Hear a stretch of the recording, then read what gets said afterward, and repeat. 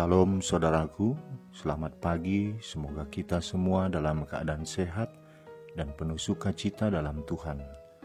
Marilah kita menggunakan waktu sejenak untuk berdoa, membaca dan merenungkan firman Tuhan sebagai sumber kekuatan, inspirasi, dan motivasi bagi kita hari ini, Sabtu 14 Agustus 2021. Sebelumnya mari kita berdoa.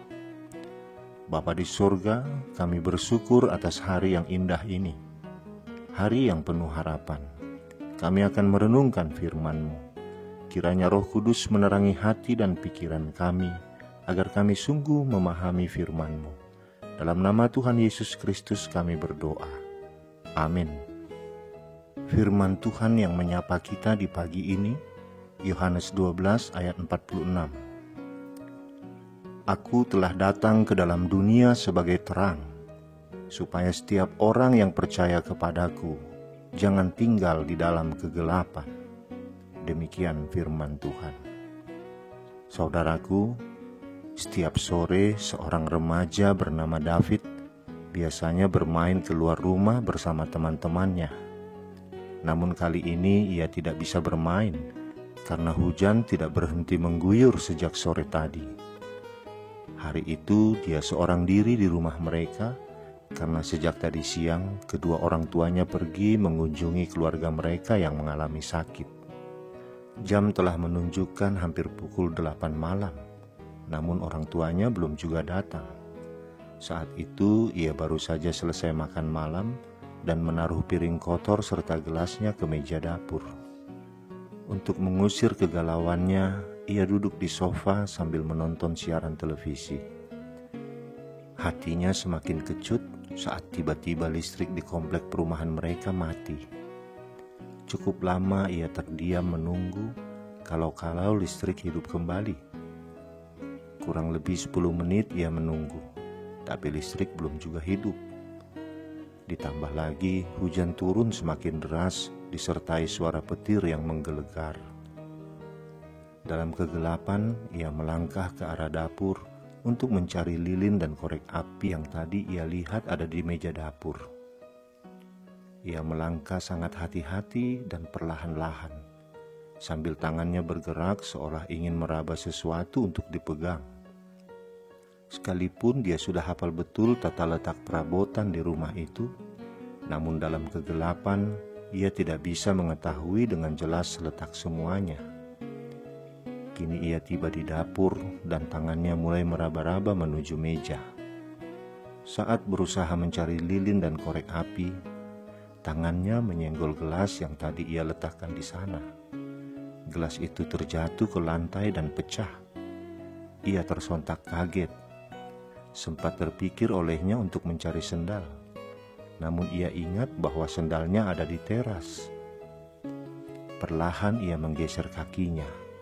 Ia tidak melangkah karena takut terkena pecahan kaca. Saat akan menggeser kaki yang satunya, ia terpleset oleh tumpahan air dari gelas yang pecah itu. Dengan refleks ia menarik dirinya agar tidak terjatuh. Namun saat itu pula telapak kakinya terluka oleh pecahan kaca. Ia spontan mengangkat kaki kirinya yang terluka itu, namun lutut kirinya pun terbentur kursi. Sambil meringis menahan perih luka dan memar di lututnya itu, ia berjalan mundur sambil membuka kaos oblong yang ia pakai untuk menghentikan darah yang keluar. Tertatih-tatih ia melangkah menuju sofa dan ia pun duduk di sana. Sampai akhirnya lampu-lampu di rumah hidup kembali. David bersorak girang. Kegalauannya sirna. Ia kini bisa melihat dengan jelas dan menyadari bahwa ada banyak hal menyenangkan yang bisa ia kerjakan di rumah saat semuanya terang benderang. Saudaraku, berada dalam kegelapan memang tidak menyenangkan. Kita patut bersyukur yang pertama kali Allah ciptakan untuk dunia ini adalah terang.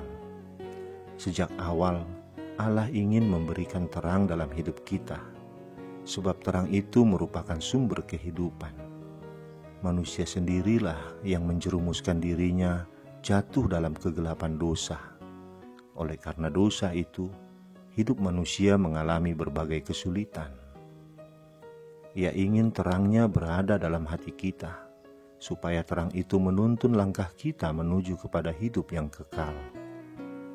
Tuhan Yesus datang ke dalam dunia untuk memulihkan seluruh ciptaan pada maksud Allah yang semula, dan Dia menyebut dirinya sebagai terang.